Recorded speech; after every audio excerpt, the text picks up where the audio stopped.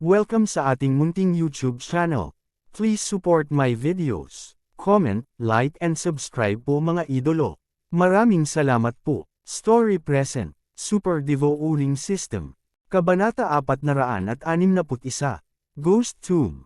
Habang umaarangkada si Yezuan sa labanan, ang kanyang high-grade heaven class movement technique ay nadagdagan ng 20%. Ang bilis niya ay nalampasan na ang ghostly steps of the netherworld. Ang bilis niya ay nagdulot ng panginginig sa mga tinak ng mga nanunood. Puno ng pagkabigla ang kanilang mga mukha nang mapagtanto nila na walang lumilipad na dragon sa paligid ni Yezuan. Nangangahulugan ito na ang kanyang lakas ay lumampas sa 3,000 dragon. Ang magkabilang panig ay natakot hanggang sa mamatay. Ang nasa katanghaliang gulang na lalaki mula sa Poison King sect ay sumulyap at napagtanto na ang dalaga ay nakatingin sa kanya mula sa malayo. Agad na naunawaan ng nasa katanghaliang gulang na lalaki na narito si Yezuan upang tulungan sila. Sa sandaling iyon, tumaas ang kanyang moral. Patayin! Sigaw ng nasa katanghaliang gulang na lalaki. Ang mga miyembro ng Poison King sect ay hindi tanga. Masasabi nila kung ano ang nangyayari. Para sa mga miyembro ng Fallen Spirit sect, ang kanilang mga mukha ay nagdilim. Nailabas na nila ang lahat ng mapaghiganti nilang espiritu at halos hindi na nila masupol ang mga miyembro ng Poison King sect. Nang buong lakas nilang salakayin ang mga miyembro ng Poison King sect, ni isang mapaghiganting espiritu ay hindi nila mailabas. Nakatingin lang sila habang tumatakbo ang dalaga. Sa sandaling iyon, si Yezuan ay tumawid na ng ilang libong metro at sumakay sa gitna ng mga miyembro ng Fallen Spirit sect. Essence Soul Stage, nandito na ako. Nagliwanag ang mga mata ni Yezuan nang simulan niya ang kanyang massacre. Ang lahat sa Land of Wandering Spirits ay pareho. Dalubhasa sila sa pagkontrol sa mapaghiganti na mga espiritu at mahina sa mga tuntunin ng lakas. Dahil dito, sa sandaling si Yezuan ay sumugod sa gitna ng mga miyembro ng Fallen Spirit sect, sinimulan niya ang kanyang massacre. Sa isang kisap mata, nahulog na silang tatlo. Ding! Nakalusot na ang host sa level 6 nanograms Earth Energy. Ding! Nakapasok na ang host sa level 7 nanograms Earth Energy. Nang masira ni Yezuan ang Earth Energy defense ng Fallen Spirit sect member na may lakas ng 3 dragon at pinutol ang kanyang ulo, lahat mula sa Poison King sect ay natigilan. Ang grupong ito ng mga miyembro ng Fallen Spirit sect na halos pumatay sa kanila ay namatay sa kamay ng parehong tao sa wala pang 3 segundo. Ito ay mahirap para sa kanila na tanggapin. Ding! Nakapasok na ang host sa level 8 nanograms Earth Energy. Matapos lumunin ni Yezuan ang huling Universe Ring, nakapasok siya sa level 8 nanograms Earth Energy. Kasunod nito, ang mapaghiganti na mga espiritu ay ipinatawag niya pabalik. Tumigil lahat ang mga tao ng Poison King sect at nagtinginan sa isa't isa ng may pagkadismaya.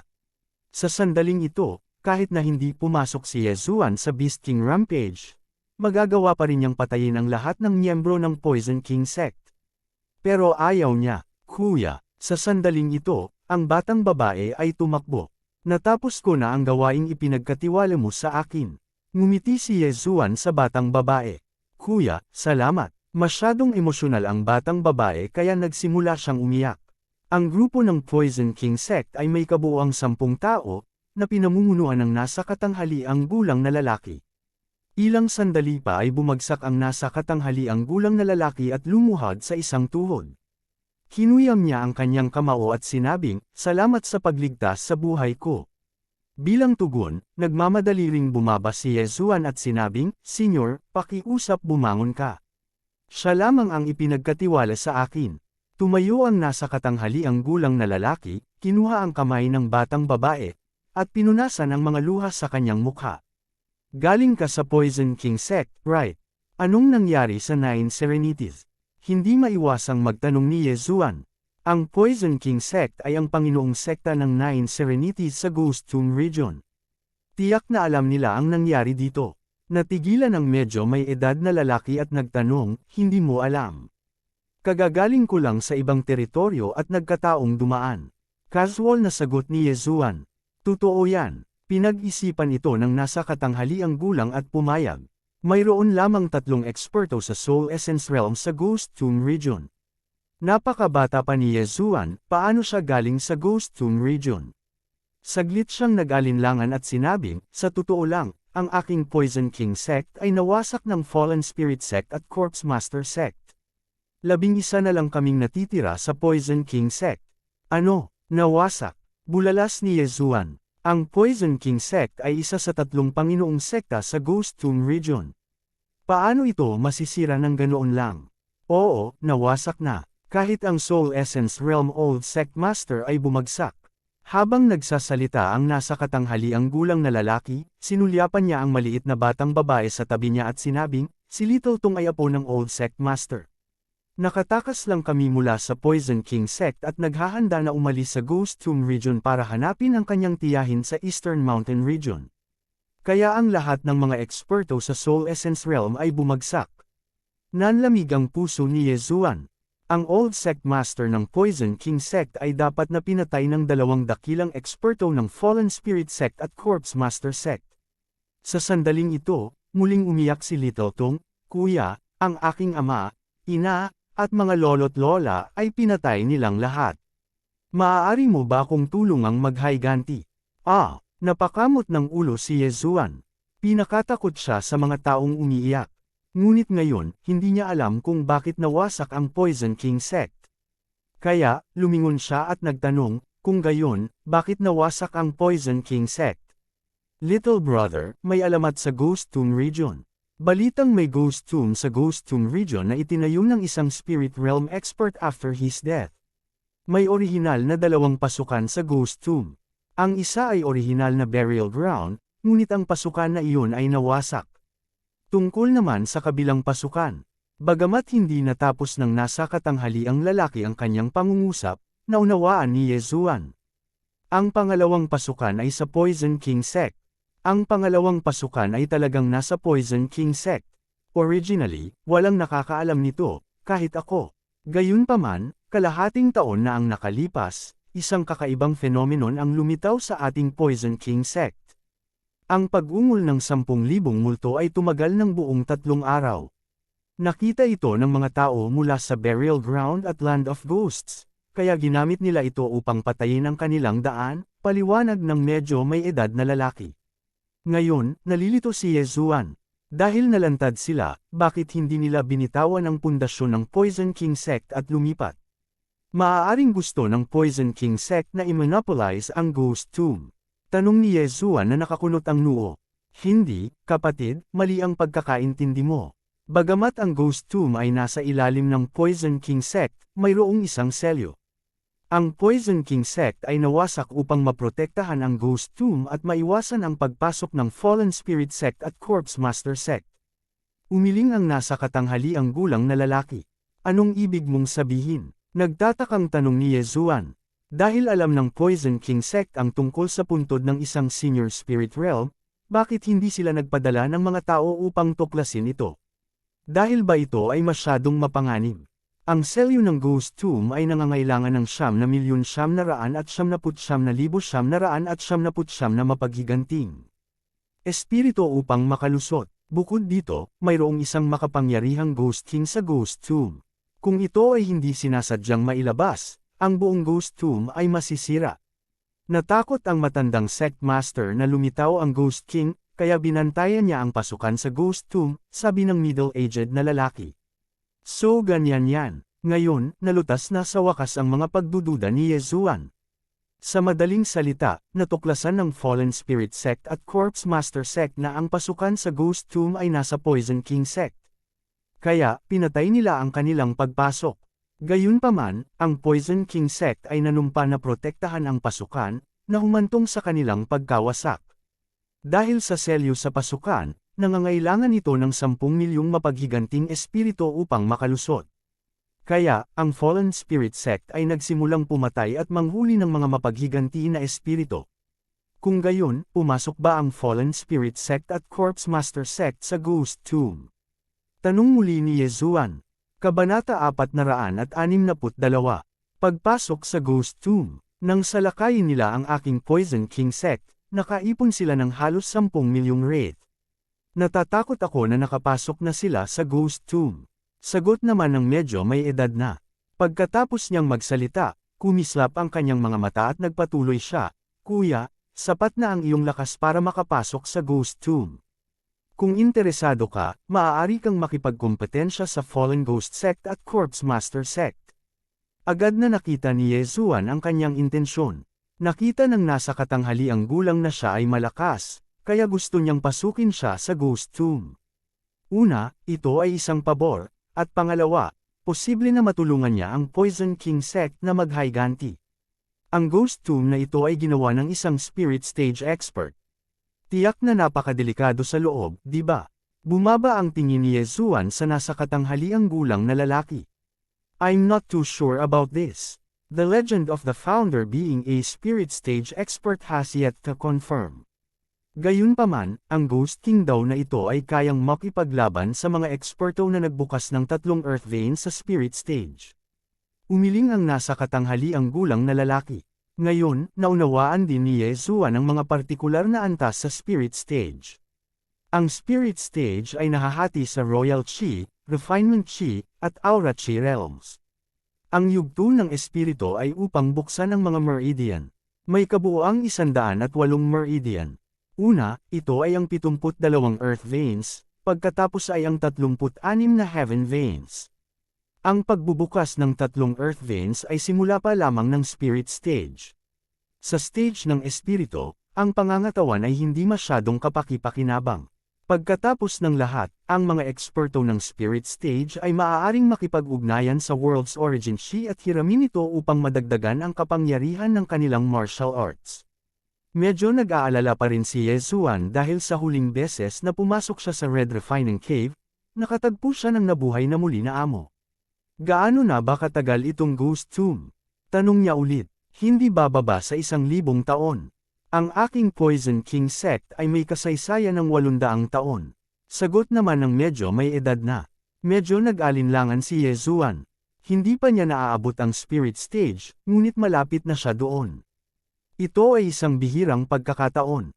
Sa kanyang kasalukuyang lakas, dapat siyang ituring na pinakamalakas na tao sa Ghost Tomb territory. Upang maging ligtas, nagtanong pa siya ng ilang tanong tungkol sa Ghost Tomb. Kasabay nito, naramdaman niyang hindi nagsisinungaling ang medyo may edad na. Pagkatapos noon, umalis si Yezuan at sumugod patungo sa Poison King Sect. Ilang beses nang nabuksan ang Ghost Tomb. Maraming tao ang nag-explore nito, at maraming pagkakataon. Sa makatuwid, hindi maaaring mahuli si Yezuan. Kung hindi, ang lahat ay aagawin. Sa oras na dumating si Yezuan sa Poison King Sect, natuklasan niya na ang proteksyon na hanay ng sekta ay nagkagulo. Ang Poison King Sect ay naging guho na rin, ngunit wala ni isang bangkay. Malamang, lahat sila ay kinuha. Gayunpaman, sa sandaling ito, isang grupo ng mga tao ang biglang sumugod mula sa hindi kalayuan. Kakaiba iyon. Dapat ay pumasok na ang Fallen Spirit Sect at ang Corpse Master Sect. Nagtago si Yezuan sa pagtataka. Itinuon niya ang kanyang mga mata at napagtanto na ang pinuno ay walang lakas ni Wyvern. Malinaw na isa siyang eksperto sa Soul Essence Realm. Napagtanto niya na ang mga taong ito ay dapat mula sa mga puwersa sa mga teritoryo sa paligid ng Ghost Tomb. Medyo marami na yata siyang kalaban. Sa sandaling ito, biglang bumaba si Yezuan mula sa mga ulap at tumambad sa grupo ng mga tao. Ha! May survivors pa ba? Nagulat na sabi ng isang martial artist na may stage siyam na Supreme Force. Pagkatapos, ibinaling niya ang kanyang ulo upang tingnan ang nangungunang eksperto sa Soul Essence Stage. Ang eksperto sa Soul Essence Stage ay umiling at sinabing, dapat ay narito siya upang mangisda sa magulong tubig. Hayaan siyang pumasok at mamatay. Pagkatapos ng lahat, sila ay isang malaking puwersa. Masyadong nakakahiya para sa napakaraming tao na ay bully ang isang stage 8 Supreme Force. Ang 20 taong ito ay lumipad sa itaas ng Poison King Sect at naghanap sandali. Ilang sandali pa ay nahanap na nila ang pasukan. Ang pasukan sa Ghost Tomb ay nasa ilalim ng Poison King Sect ng Poison King Pagoda. Sumunod si Yezuan sa likod ng grupong ito ng mga tao at nakita silang lahat na pumasok sa Poison King Pagoda. Hindi nagtagal, nakita niya ang isa pang pangkat na lumilipad. Sa pagkakataong ito, mayroon talagang 2 eksperto sa Soul Essence Stage. Yugto ng Soul Essence. Hindi ko makita ang kaharian. Iniisip ko kung makakalaban ko ang isang eksperto sa Soul Essence Stage ngayon. Naisip ni Yezuan sa kanyang puso. Mula sa Spirit Stage hanggang sa Soul Essence Stage ay isang malaking tagumpay. Ang kanyang lakas ay sasailalim din sa isang qualitative leap. Sa sandaling ito, kahit na maaari niyang dagdagan ang kanyang lakas sa higit sa 3,000 Dragon Power, pinahintulutan siya ng Soul Essence Stage na pakilusan ng Heaven and Earth Yuan Qi. Pag-atake man o bilis, ito ay mas malakas kaysa sa Stage 10 Supreme Force. Kaya naman medyo maingat pa rin siya. Matapos makapasok ang pangkat na ito sa Poison King Pagoda, hindi makaupo si Yezuan at sumisid. Sa sandaling ito, siya ay nasa Stage 8 Supreme Force. Sumunod ay Stage 9, Stage 10, at pagkatapos ay Soul Essence Stage. Ayon sa nasa katanghaliang gulang na lalaki, mayroong isang malaking kayamanan sa Ghost Tomb. Ang Ghost King Pearl ang ginamit para i-seal ang Ghost King. Kung makukuha ito ng isang tao at mapino ito, magkakaroon sila ng karagdagang kapangyarihang labanan sa Soul Essence Stage. Bumaba si Yezuan sa isang lihim na daanan sa Poison King Pagoda. Maya-maya, may nakita siyang madilim na pinto. Ang pinto ay nababalutan ng mga bungo ng tao. Tunay silang mga bungo. Natatakot akong lahat sila ay nasa mataas na yugto ng Supreme Force noong sila ay nabubuhay pa. Medyo nagulat si Yezuan. Itinulak ang madilim na pinto, ngunit hindi makita ni Yezuan kung ano ang nasa loob. Walang alinlangan na may porma sayon dito. Ito ang pangatlong selyo na ginamit upang paghigpitan ang Ghost King. Ang selyong ito ay epektibo lamang laban sa mga patay na nilalang. Ito ay walang silbi laban sa mga buhay na nilalang. Direktang dumaan si Yezuan. Kaagad, nakita niya ang isang madilim na libingan. Itong mga libingan ay nahukay na lahat. Nagulat si Yezuan. Naglakad siya sa harap ng isang lapida at tumingin. Nolan Yuan, isang eksperto na May 16 na. Earth Vein sa Soul Essence Stage. Sa Soul Essence Stage, kailangan munang magbukas ng 72 Earth Veins, pagkatapos ay 36 na Heaven Veins. Ang may-ari ng sementeryo na ito ay mayroon lamang 16 na Earth Veins noong siya ay nabubuhay. Ito ay hindi masyadong malakas. Ilang beses pang naglakad-lakad si Yezuan at nalaman niyang halos pareho lang ang kanilang lakas. Ang pinakamataas ay 20 Earth Veins lamang. Ang mga libingan na ito ay ginawa ng may-ari nitong Ghost Tomb. Inilibing niya ang mga bangkay ng mga eksperto na pinatay niya noong nabubuhay pa siya. Anong Spirit Stage? Sa karamihan, ito ay ang Soul Essence Stage na nagbukas ng 30 Earth Veins. Pakiramdam ni Yezuan ay walang magawa. Gayunpaman, ang libingan na ito ay medyo malaki. Hindi niya makita ang dulo nito. Bukod dito, medyo madilim ang paligid, dahilan para maging kakaiba ang kapaligiran dito. Si Yezuan ay walang mapa ng Ghost Tomb na ito, kaya maaari lang siyang maglakad pasulong. Gayunpaman, nakakailang hakbang pa lang siya nang may malutong na tunog na pumasok sa kanyang tainga. Ibinaling niya ang kanyang ulo at natagpuan na isang puting buto na braso ang biglang nakaunat sa harap ng isang libingan 1,000 metro ang layo. Nagulat si Yezuan. Pinagmasdan niya ang pag-akyat ng isang kalansay mula sa libingan.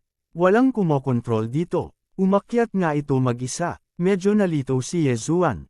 Tumingin siya at nalaman na ang may-ari ng libingan na ito ay isang eksperto na nagbukas ng 5 Earth Veins. Siyempre, ito ay tinutukoy noong siya ay nabubuhay pa. Hindi ako natatakot kapag buhay ka. Bakit ako matatakot kapag patay ka na? Hinigpitan ni Yezuan ang kanyang hawak sa bawang sword sa kanyang kamay at sumugod. Sa isang iglap, pinunit niya ang kalansay. Kung ang skeleton ng isang eksperto sa Soul Essence Stage ay maaaring gawing White Bone Battle Puppet, ang lakas nito ay magiging maganda. Kabanata 463. Ika-4 na palapag ng Ghost Tomb. Kasunod nito, nagpatuloy si Yezuan sa paglalakad.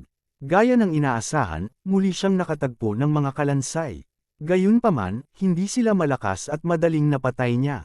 10 minuto pagkatapos niyang makapasok sa Ghost Tomb, bigla niyang natuklasan ang isang daanan na patungo pababa.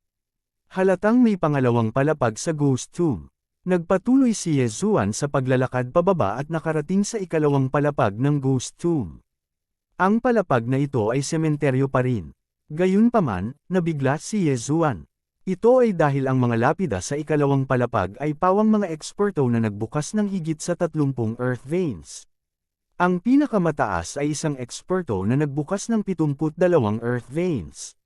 Siguro ba na ang may-ari nitong ghost tomb ay talagang isang spirit stage expert? Medyo naghinala si Yezuan. Nilaibat niya ang ikalawang palapag at natuklasan niyang walang laman ang mga lapida. Higit pa rito, may ilang bakas ng labanan. Ang mga kalansay ay dapat na kinuha ng Corpse Master Sect. Kaagad, pumasok si Yezuan sa ikatlong palapag ng ghost tomb. Gaya ng inaasahan, ang mga eksperto sa spirit stage na nagbukas ng kanilang heaven veins ay inilibing lahat dito. Kahit na sila ay mga eksperto sa spirit stage noong sila ay nabubuhay pa, ang mga kalansay ay hindi ganoon kalakas pagkatapos nilang mamatay. Maaari pa nilang harapin ang isang martial artist ng aura stage. Naglakad-lakad si Yezuan sa ikatlong palapag ng ghost tomb at natuklasan ang mga lapida ng mga eksperto na nagbukas ng 36 na heaven veins. Kung totoo ang nakasulat sa mga lapida, kung gayon ang may-ari ng ghost tomb ay talagang isang spirit stage expert. Sa sandaling ito, dumating na si Yezuan sa pasukan sa ikaapat na palapag. Bago siya pumasok ay may narinig siyang ingay. May mga nag-aaway sa ibaba. Pumasok siya ng walang pag-aalinlangan at hinawakan ng mahigpit ang bawang sword sa kanyang kamay. Sa pagkakataong ito, hindi lang ang Corpse Master Sect at ang Fallen Spirit Sect.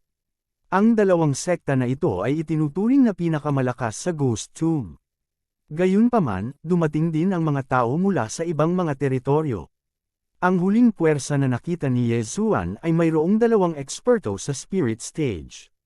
Sa makatuwid, ang Corpse Master Sect at ang Fallen Spirit Sect ay wala. Kailangan niyang mag-ingat. Pumasok siya sa daanan at maingat na naglakad patungo sa labasan. Sure enough, may grupo ng mga tao na nag-aaway sa harap niya. Gayunpaman, ang kanilang mga kalaban ay hindi mga tao, ngunit isang malaking grupo ng mga kalansay. Hindi, ito ay isang dagat ng mga kalansay. Hindi lang iyon, mayroon ding ilang bangkay na inihalo sa mga kalansay. Tumingin si Yezuan sa malayo. Ang mga undead na nilalang ay nasa lahat ng dako libu-libong metro ang layo. Ang antas ng panganib ng ikaapat na antas ay talagang nakakatakot. Charge, kailangan na nating singilin. 2,000 metro ang layo, ang koponan ay baliw na umaatake sa nakapaligid na undead na nilalang at dahan-daang umaasenso, patuloy na umuungal. Tumayo si Yezuan sa labasan at tumangala. Nakita niyang marami pa ring buto ang lumilipad sa ere. Kung may manggahas na lumipad pataas, malamang ay magiging salon sila sa isang iglap. May mga bone spike pa nga na lumilipad sa ere. Mas mataas pa ang danger level. Parang makakalusot lang tayo sa dagat ng undead na nilalang na ito. Nag-isip si Yezuan saglit bago tumalon si Yezuan sa dagat ng mga kalansay. Ngayon na siya ay nasa ikawalong antas ng astral energy, ang lakas ng kanyang true chi ay hindi mahina. Kaya naman, direkta niyang binasag ang bawang sword at ginamit ang heaven break na matagal na niyang hindi ginagamit. Kotcha, kotcha, kotcha, sa isang iglap, ang mga kalansay na humaharang sa daanan ni Yezuan ay direktang natangay. Si Yezuan ay parang bulldozer habang mabilis siyang sumulong. Ang kanyang bilis ay mas mabilis kaysa sa koponan na may dalawang eksperto sa Soul Essence Realm sa kanyang harapan. Hindi nagtagal, naabutan ni Yezuan ang pangkat na ito. Dahil sa dami ng mga kalansay, hindi nila napansin si Yezuan. Sa isang kisap mata, dumaan si Yezuan sa kanila. F***, ilang eksperto ang kailangan nilang patayin para bumuo ng ganoong hukbo ng undead. Napaisip si Yezuan habang sumusulong siya. Bagamat hindi malakas ang mga kalansay na ito, napakarami nito. Sinira ni Yezuan ang hindi bababa sa 1,000 kalansay sa daan. Gayunpaman, ang libong mga kalansay at bangkay na ito ay parang isang patak ng tubig sa dagat sa buong undead na hukbo. Si Yezuan ay napakalmado. Pagkatapos ng lahat, ito ay isang malaking bilang ng mga kalansay. Bukod dito, ang kanyang true chi ay halos hindi mauubos. Kahit na gumamit siya ng heaven break habang ginagamit ang hidden dragon sword art, ang kanyang true chi ay makakabawi ng mas mabilis kaysa sa natupok. Sumugod siya ng halos 100,000 metro bago siya nakakita ng pader na bato. Ano, wala dito ang daanan. Si Yezuan ay gulat na tumingin sa paligid. Dati, kapag pumunta siya hanggang sa ika-4 na palapag, ang daanan ay nasa harap mismo ng pasukan. Gayunpaman, sa pagkakataong ito, hindi. Tila na ang daanan sa ika-5 palapag ay dapat na kung saan. Nagsimula na naman siyang maghanap sa paligid. Kailangang sabihin na napakalaki talaga ng ika-4 na palapag ng puntod ng aswang. 10 minuto siyang tumakbo sa pader na bato, ngunit hindi pa rin niya makita ang sulok. Sa sandaling ito, umuungol, biglang, isang nakakabinging tunog ang pumasok sa tainga ni Yezuan. Nanginginig ang kanyang katawan nang ibinaling niya ang kanyang ulo para tingnan. Nakita niya ang isang malaking figure na nakahalo sa undead na hukbo sa kalayuan. Ang laking tao, agad na lumiwanag ang mga mata ni Yezuan. Ang mga kalansay at bangkay na ito na humaharang sa kanya ay pawang mga tao noong sila ay nabubuhay pa. Tulad ng para sa malaking tao, ito ay dapat na isang banal na hayop. Bukod dito, malaki ang posibilidad na ito ay isang banal na hayop na maihahambing sa Soul Essence Realm. Para kay Yezuan, ito ay napakalaking karanasan. Agad na lumipat si Yezuan sa direksyon ng malaking lalaki. Nang makalapit siya, nakita niyang ang malaking tao ay isang bangkay ng unggoy na may taas na 12-12 metro. Tahimik itong nakatayo doon habang nakaharap kay Yezuan ang likod. Sa sandaling ito, umuungol, biglang lumingon ang bangkay ng unggoy at nakita si Yezuan.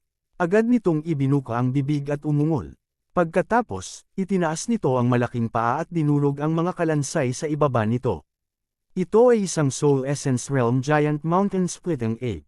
Nakilala ito ni Yezuan. Ang Giant Mountain Splitting Ape ay napakalakas. Maaari nitong hatiin ang mga bundok at hatiin ang lupa sa isang suntok. Ako ang pinupuntirya nito. Nagdilim ang mukha ni Yezuan.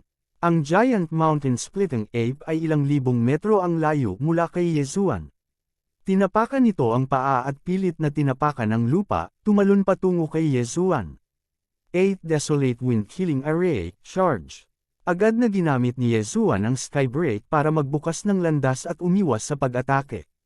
Bang! Ang Giant Mountain Splitting Ape ay dumaong sa lupa, at ang buong Ghost Tomb ay yumanig. Pinagsama ni Yezuan ang 8 Desolate Sword at ginamit ang Dragon's Judgment sa paa ng Giant Mountain Splitting Ape.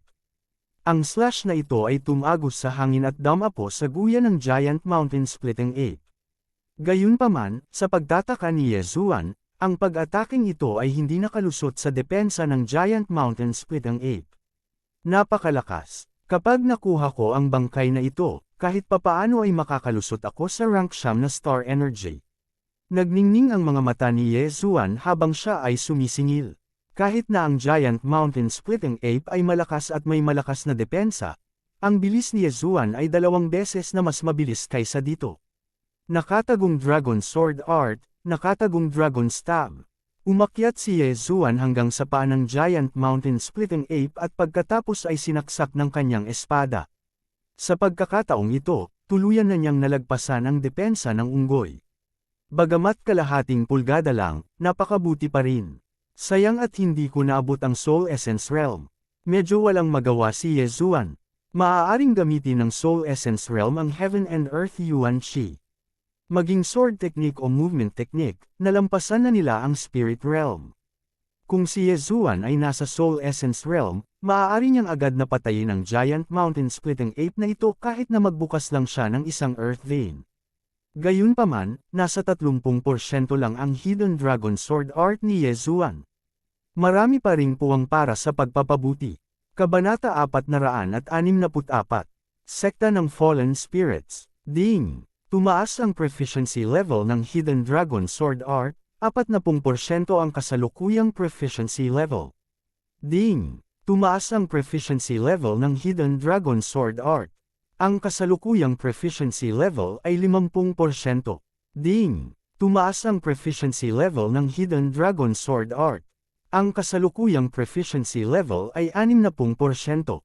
Nakipaglaban si Yezuan sa Giant Mountain Splitting Ape sa buong 5 minuto bago niya tuluyang itinaas ang antas ng kasanayan ng Hidden Dragon Sword Art sa 60%. Nasa Spirit Realm pa rin siya, kaya hindi niya nagawang itaas ang antas ng kahusayan ng Heaven Tier Martial Art sa 70%. Ang pinakamataas na maaari niyang maabot ay 60%. Sa ngayon, nakapagdulot na ng kaunting pinsala si Yezuan sa Giant Mountain Splitting Ape. Dahil ang Giant Mountain Splitting Ape ay isang bangkay, ang dugo nito ay natuyo na.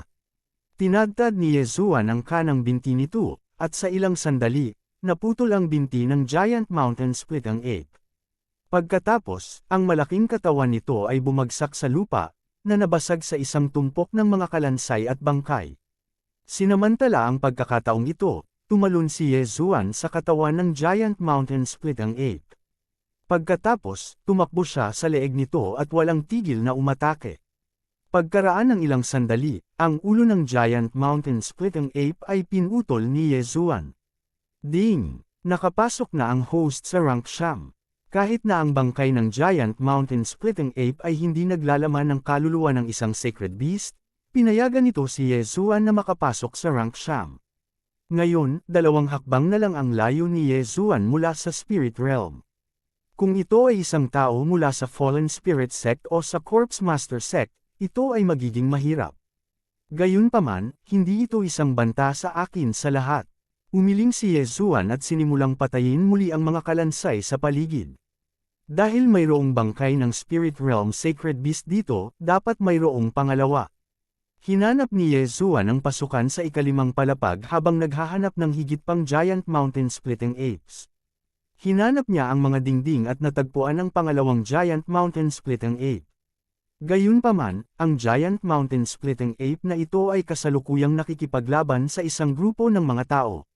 Vengeful Spirits. Tumingin si Yezuan mula sa malayo at nakita ang maraming translucent na mapaghiganti na espiritu na lumilipad sa hangin.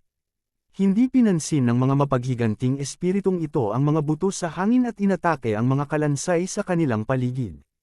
Ang mga mapaghiganti na espiritu ay mga espesyal na nilalang. Hindi sila masasaktan ng mga armas. Sa makatuwid, ang mga kalansay na ito ay hindi isang banta sa kanila. Gayunpaman, kapag ang isang mapaghiganting espiritu ay umatake, ang mga kuko nito ay mamumuo sa isang pisikal na anyo, kaya ito ay napakahirap pakitunguhan. Ito ang unang pagkakataon na nakakita si Yezuan ng mapaghiganting espiritu mula noong pumasok siya sa puntod ng multo. Kaya, naisip niya na ang grupong ito ay dapat mula sa Fallen Ghost Sect. Bagaman walang kinalaman sa akin ang Poison King Sect, ang katotohanan na nagawa kong lamunin ng isa pang mapanlaman na hayop at dagdagan ng lakas ko ng mabilis ay may malaking kinalaman kay Little Tom. Dahil nagkita na tayo, tutulungan kitang maghiganti. Ang mga mata ni Yezuan ay kumikislap habang hawak niya ang bawang sword at direktang sumakay. Sa pagkakataong ito, ang Fallen Spirit Sect ay nagpadala ng mahigit 20 tao. Lahat sila ay hindi bababa sa level 9, at mayroon pang ang 5 na nasa level 10. Kung tungkol sa elder na namumuno sa grupo, natural na siya ang sect leader ng Fallen Spirit Sect, dali ng Essence Soul Realm. Sa puntong ito, nag-iisa niyang pinipigilan ang Giant Mountain Cleaving Ape. Ang natitirang mga disipulo ng Fallen Spirit Sect ay bumuo ng isang bilog upang palayasin ang Skeleton Army. Ang sect leader ng Fallen Spirit Sect ay dumpen sa laban sa lumilipad na buto spike at umaatake sa Giant Mountain Splitting Ape. Biglang may naramdaman siya, lumingon siya at nakita si Yezuan na papunta sa kanya. Gayunpaman, hindi niya ito gaanong pinansin. Pagkatapos ng lahat, si Yezuan ay isa lamang ika-9 na Order Earth Force Cultivator. Gayunpaman, ang sumunod na nangyari ay lampas sa kanyang inaasahan. Matapos sisingilan ni Yezuan, ang mga matatandang nasa ilalim niya ay nagsimulang mamatay ng paisa-isa. Nawalan din ng kontrol ang mga mapaghiganti na espiritong kinokontrol niya at naglunsad ng counterattack. Paano ito posible? Ang sect leader ng Fallen Spirit Sect ay nagmulat ng kanyang mga mata sa hindi makapaniwala. Ang mga taong dinala niya ay pawang mga elite, ngunit lahat sila ay pinatay ng isang rank 9 na Astral Energy Warrior. Naghinala pa siya na nananaginip siya. Nakalusot ka, panipi. Ang sect leader ng Fallen Spirit Sect ay muling nanginig nang makita niyang mabilis na tumataas ang bilang ng mga dragon sa lumilipad na dragon ni Yezuan. Sa isang kisap mata, ang bilang ng mga dragon ay tumaas sa 2,900. Level 10 gang energy. Bumagsak ang mukha ng sect leader ng Fallen Spirit Sect nang tumalikod siya at sumugod kay Yezuan. Gintuang platapormang demonyong nagwawagi ng palad. Ginamit ng sect leader ng Fallen Spirit Sect ang sarili niyang vital energy para kontrolin ang nakapalibot na Yuan Qi. Inipon niya ang Yuan Qi sa kanyang palad at pinasabog ito. Si Yezuan, na nasa kalagitnaan ng pagpatay sa mga elder ng Fallen Spirit Sect, ay lumingon at nakita ang isang dambuhalang gintong palad na papalapit sa kanya. What the F***? Ito ba ang palm ni Buddha? Nakaramdam ng matinding pressure si Yezuan habang nagmamadali niyang i-activate ang kanyang Beast King's Rampage. Sa bilis ng halos 5,000 dragon, nagawa niyang iwasan ang dambuhalang pag-atake ng palad. Sinayang mo ang isa sa Beast King's Rampage ko. Tingnan mo kung hindi kita papatayin. Galit na galit si Yezuan habang mabilis niyang hinarap ang natitirang mga elder ng Fallen Spirit Sect bago umakbay kay Yezuan. What incredible speed! Hindi ko siya kayang labanan ng direkta. Upang maging pinuno ng isang intermediate level na teritoryo, ang sect leader of Fallen Spirit Sect ay hindi dapat gawing trifle. Nang makita niya ang lakas ni Yezuan, agad siyang tumalikod at tumakas. Bagamat mabilis ang buto spike sa hangin at marami sa kanila, wala silang magagawa sa isang Spirit Refinement Stage Cultivator na na-unblock na ang 2 Earth Veins. Sinusubukang tumakas. Hindi lumipad si Yezuan sa himpapawid. Sa halip para siyang matalas na talam habang hinahampas niya ang mga alon ng buto at hinabol ang sect leader. Nakatagong Dragon Swordplay, nakatagong Dragon Pierce. Isang sinag ng malamig na liwanag ang dumaan at tumagos sa balikat ng sect leader sa isang kisap mata. Ano? Nagulat ang sect leader ng Fallen Spirit Sect. Sa pagkakataong ito, kung hindi dahil sa katotohanang nagkamali si Yezuan, natusok na sana ang kanyang ulo. Shoo! Isa pang sinag ng malamig na liwanag ang bumaril sa kanya. Ang sect leader ng Fallen Spirit Sect ay napilitang maglabas ng suntok. Gayunpaman, hindi niya inaasahan na ang suntok niya ay masisira ng sinag ng malamig na liwanag na ito. Fu! Ang sinag ng malamig na liwanag ay tumagos sa kanyang palad at tumagos sa kanyang buong braso bago lumabas sa kanyang likuran. Ang braso niyang ito ay mapilayan sa maikling panahon. Kung braso lang niya ang natusok, ayos pa rin. Gayunpaman, ang kanyang mga buto ay nabutas din. Nanlalambot na ngayon ang braso niya habang mahinang nakapatong sa hita niya. Karapat-dapat kang mamatay. Ang sect leader ng Fallen Spirit Sect ay nagalit habang siya ay sumugod kay Yezuan. Sa tamang panahon, sigaw ni Yezuan, kung kaya niyang patayin ang sect leader ng Fallen Spirit Sect na ito, baka makapasok siya sa Spirit Essence Stage. Lumaban ka. Sa isang iglap, nagsimulang magpalitan ng suntok ang dalawa, ganap na hindi pinapansin ng Skeleton Army sa kanilang paligid. Ang Spirit Essence Stage ay nagtataglay na ng kapangyarihang sirain ang langit at lupa. Ang Skeleton Army sa paligid nila ay agad na naalis at umatras ng mahigit 10 metro. Ito ang unang pagkakataon na nakipaglaban si Yezuan sa isang eksperto sa Spirit Essence Stage. Sa kabutihang palad, siya ay nakahanda at na-activate ang Beast King's Rampage. Kung hindi, base sa bilis niya, baka hindi na niya maabyutan ang sect leader of Fallen Spirit Sect. Gayunpaman, pagkatapos ay activate ang Beast King's Rampage, ang sect leader ng Fallen Spirit Sect ay wala nang nagawa sa kanya. Hehe, isang high-grade heaven-tier martial art. At most, you should be at 50% completion. Since that's the case, you can go and die. Si Yezuan ay puno ng layuning pumatay. Sa puntong ito, nalampasan na niya ang 60% na pagkumpleto sa kanyang Asher Dragon Steps. Lumakas na naman ang bilis niya. Napakalakas ng taong ito. Saan siya nanggaling? Hindi lang niya pinatay ang lahat ng elder ng Fallen Spirit Sect, kahit ako ay hindi makakatakas sa kamatayan. Ang sect leader ng Fallen Spirit Sect ay nasa kawalan ng pag-asa. Lahat ng kanyang mga pag-atake ay naiwasan ni Yezuan. Nangangahulugan ito na hindi niya magagawang patayin si Yezuan. Kabanata 465. Mapaghiganti na espiritu. Gayunpaman, bago matapos ang pag-iisip ng pinuno ng Fallen Spirit Sect, isang mahabang espada ang tumusok sa kanyang ulo at lumabas mula sa kanyang noo. Ang pinuno ng Fallen Spirit Sect ay patay na. Sa sandaling iyon, pinanatili ni Yezuan ang Chen Kun Ring ng pinuno ng Fallen Spirit Sect at nilamon ito. Sa hindi inaasahang pagkakataon, ang Chen Kunring ng pinuno ng Fallen Spirit Sect ay hindi naglalaman ng maraming item. Nakalusot lang siya sa Spirit Essence Realm na may 2,997 dragons. Medyo malayo na siya sa pagpasok sa Spirit Essence Realm. Gayunpaman, walang pakialam si Ye Zuan. Sa sandaling iyon, isang malaking figure ang sumusugod sa kanya. Ang Giant Mountain Splitter Ape. Pang! Ang Giant Mountain Splitter Ape ay tumapak sa dating posisyon ni Ye Zuan. Paglapag nito sa lupa, nasa likod na nito si Ye Zuan. Golden platapormang demon na pumupuksa sa palma. Hinampas ni Ye Zuan ang kanyang kaliwang palad. Dama po ang gintong palad sa likod ng Giant Mountain Splitter Ape, dahilan para bumagsak ito sa lupa bago pa man ito makatayo. Maraming mga kalansay ang nadurog hanggang sa mamatay. Sinamantala ni Ye Zuan ang pagkakataong ito, sumugod si Ye Zuan at walang kabuluhang umatake.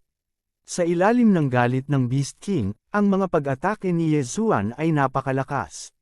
Wala pang 3 segundo, naputol ang ulo ng Giant Mountain Splitter Ape. Ding! Nakalusot na ang host sa 3,000 Dragons of Power. Ding! Nakapasok na ang host sa Spirit Essence Realm. Ding! Binuksan ng host ang isang Earth Vein. Matapos marinig ang 3 magkakasunod na notification, hindi napigilan ni Ye Zuan na mapaungol sa langit. Realm ng Spirit Essence. Sa wakas ay nakapasok na siya sa Spirit Essence Realm. Sa sandali ng paglusob, ang aura sa kanyang gininto ang dantian ay naging isang Spirit Essence. Ngayon, maaari niyang gamitin ang Yuan Qi ng langit at lupa para umatake. Hayaan mong subukan ko ang kapangyarihan ng Spirit Essence Realm. Tumalon si Ye Zuan sa hangin at hinampas ang kanyang palad. Sa isang iglap, libu-libong kalansay ang naging alikabok. Kakasimula pa lang niyang pag-aralan ang Golden Platform Demon Exterminating Palm at nagbukas lamang ng isang Earth Vein. Gayunpaman, ang kapangyarihan ng kanyang martial arts ay napakalakas na. Talagang karapat-dapat siyang mapunta sa Spirit Essence Realm. Huho! Nang kasniya siyang tumanggo si Ye Zuan sa kanyang ulo, isang bugzo ng hangin ang umihip sa kanyang mga tainga. Kotsa! Agad na nabasag ang bawang sword, naputol ang mga bone spurs na tumatama sa kanya. Sa orihinal, ang kanyang antas ng paglilinang ay ang kanyang kahinaan. Hindi alintana kung ito ay kinesis flight o anumang bagay, siya ay palaging mas mababa sa iba. Pero ngayon, hindi na siya natatakot. Gayunpaman, walang kinalaman ang Royal Air Flight sa strength, kaya walang epekto. Ang kanyang agility advancement, mas nakaka-relax si Ye Zuan ngayong nakakalipad na siya. Pagkatapos ng lahat, ang hukbo ng kalansay sa ibaba ay walang mga pakpak. Bumalik siya sa kanyang orihinal na posisyon at hinanap ang pader na bato. Ang Fallen Spirit Sect ay nasa ghost tomb nang hindi bababa sa isang araw. Huli na pumasok si Ye Zuan, ngunit nakatagpo siya ng Fallen Spirit Sect. Tila ang pasukan sa ikalimang antas ay mahirap hanapin. Hinanap ni Ye Zuan ang mga pader na bato upang makita kung mayroon pang Giant Mountain Splitting Apes. Gayunpaman, sa sandaling iyon, bigla niyang naramdaman na may kakaiba. Lumingon siya para tingnan. Halos matakot siya sa nakita niya hanggang sa naiihi na niya ang kanyang pantalon. Hindi nakapagtataka na naramdaman ni Ye Zuan ang sobrang ketukot-takot sa likod niya. May naghihiganting espiritu pala na sumusunod sa likuran niya. Kung ito ay sa ibang pagkakataon, tiyak na napatay ni Ye Zuan ang mapaghiganting espiritong ito. Gayunpaman, sa pagkakataong ito, hindi niya ito ginawa. Napakaliit ng mapaghiganting espiritong ito. Siya ay mukhang mga 5 o 6 na taong gulang, at kahit isang maliit na babae. Ang munting mapaghiganting espiritong ito ay tumingin kay Ye Zuan sa kanyang malalaking, iskarlata na mga mata. Lumutang siya sa hangin, hindi gumagalaw.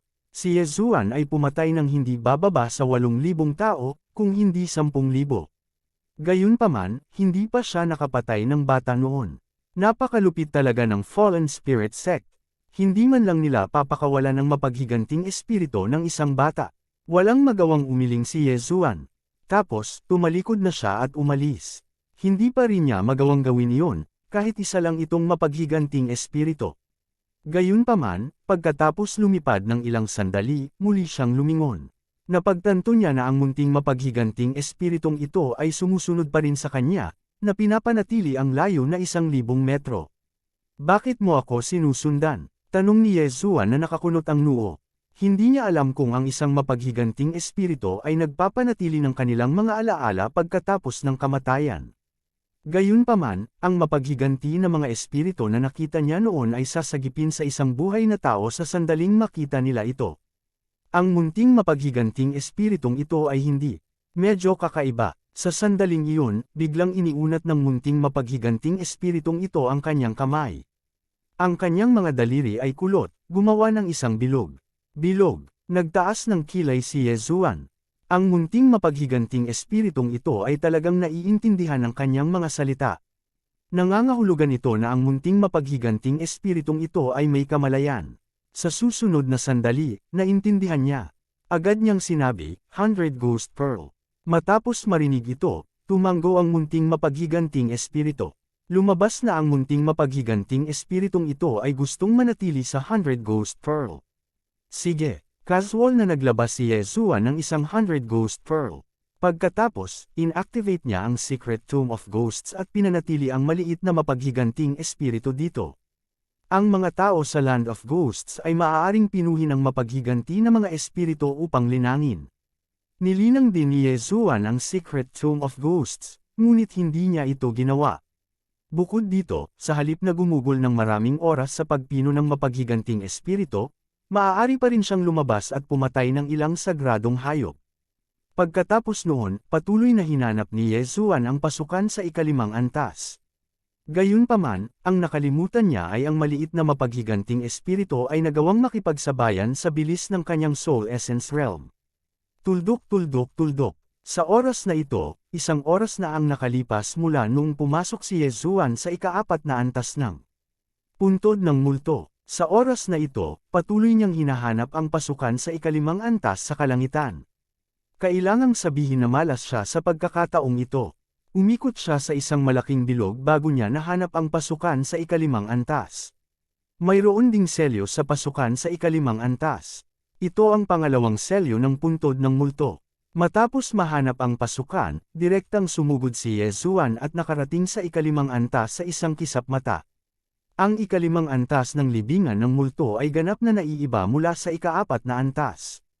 Ang ikalimang antas ay hindi malaki, at ang nakapalibot na mga pader na bato ay itinayo bilang isang palasyo. Sa oras na ito, sa harap ni Yezuan, mayroong 8 malalaking haligi. Pagkarating ni Yezuan, nakarinig siya ng sunod-sunod na ingay. Sa harap niya, nagkaroon ng malaking magulong labanan. Tumingin siya sa paligid at nakita niya ang isa pang daanan sa hindi kalayuan. Tila iyon ang kabilang pasukan sa puntod ng multo. Gayunpaman, wala na sa mga ito ang mahalaga. Lumapit siya at nalaman na hindi nag-aaway ang daang tao, kundi 2 mapaghiganting espiritu. Napakalakas. Ang mga eksperto sa 12 Soul Essence Realm ay makakalaban lamang ng tabla kasama ang 2 mapaghiganting espiritong ito. Kumunat ang noo ni Yezuan. Sa oras na ito, may biglang sumigaw, isa pang eksperto sa Soul Essence Realm ang nandito. Halika at tumulong. Ang eksperto sa Soul Essence Realm na tinutukoy ng taong ito ay walang iba kundi si Yezuan.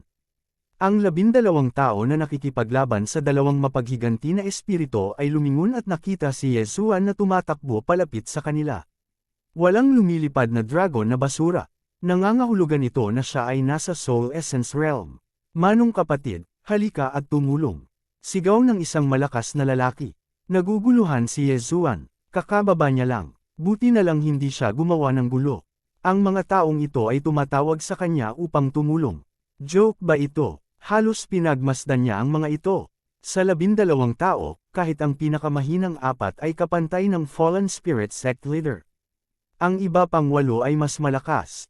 Sa tansya niya, makakalaban niya ang 4 sa kanila. Kung 8 sa kanila ang dumating, malalagay sa panganib ang kanyang buhay. Kabanata 466. Ghost King Palace. Ang perlas ng Ghost King. Natigilan si Yezuan. Ang pinakamahalagang bagay sa Ghost Tomb ay ang Ghost King's Pearl. Walang nakakaalam ng eksaktong kaharian ng Ghost King, ngunit kung ang ikatlong hanay ng mga wraith na nagbabantay sa Ghost King's Pearl ay napakalakas, ang ikaapat na hanay ng mga wraith ay magiging mas matindi. Ang Ghost King ay dapat na mas malakas kaysa sa kanila, tama. Biglang naalala ni Yezuan na ilang beses nang ginalugad ang Ghost Tomb.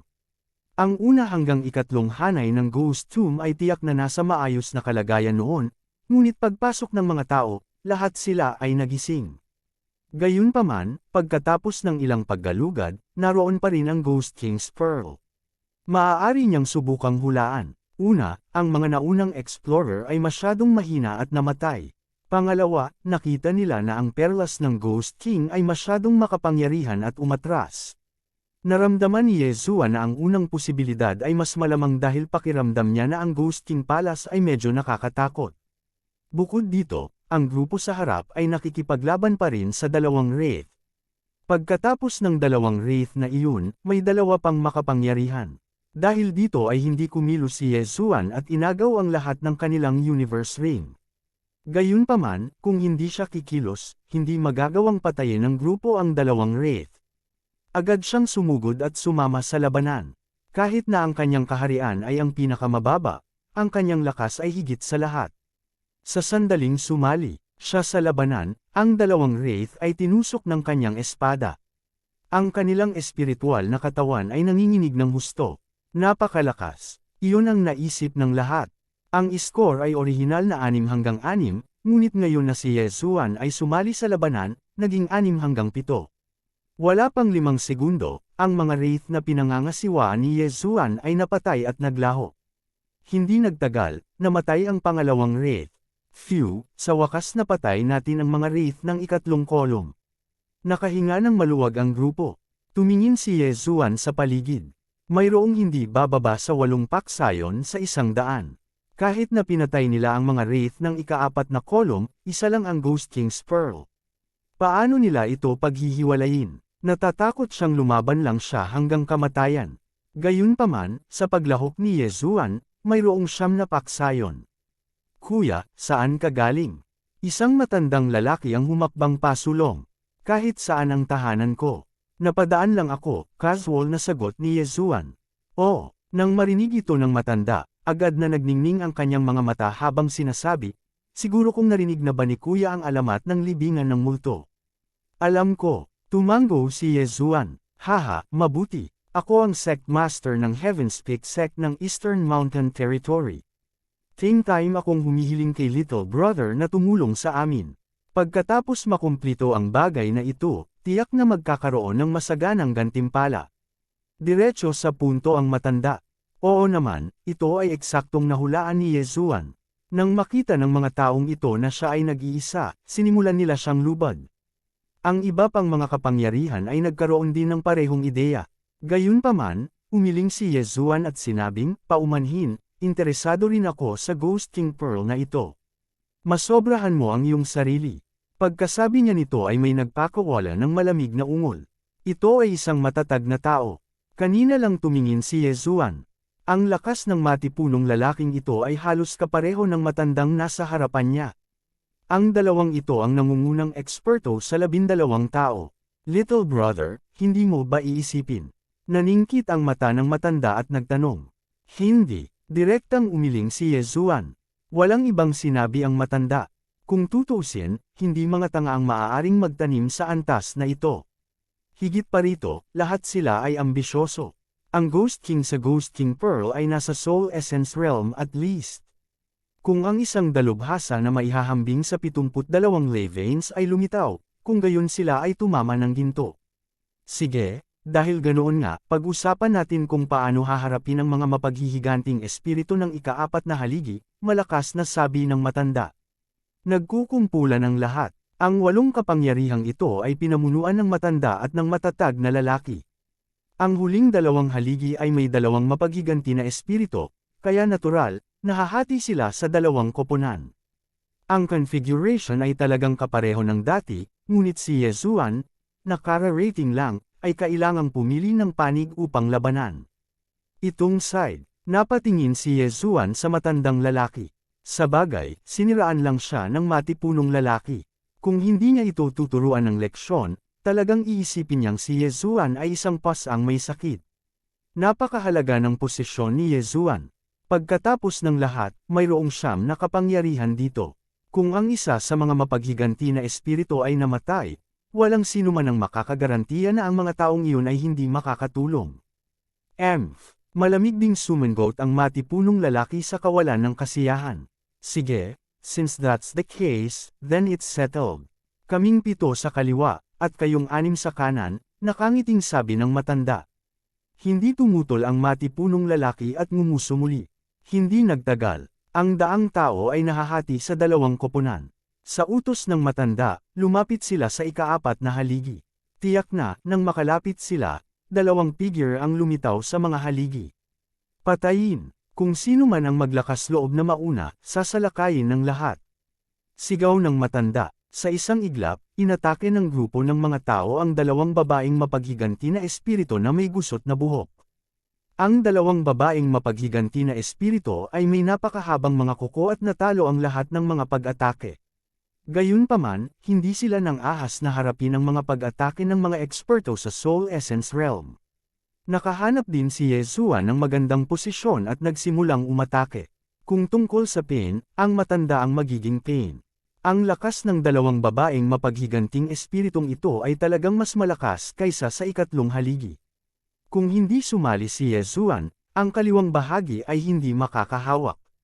Bago sumali si Yeshua, ang lakas ng kanang bahagi ay halos kapareho ng kaliwang bahagi.